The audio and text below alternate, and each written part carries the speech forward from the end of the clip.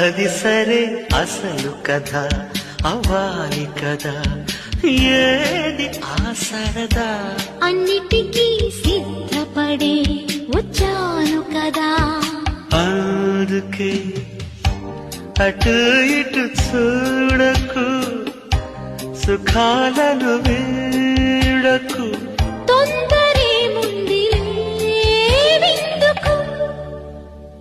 ముద్ది మంది బుగ్గ వద్దంటూ అడ్డం రాకే, నువ్వు సిగ్గులేని సిగ్గా.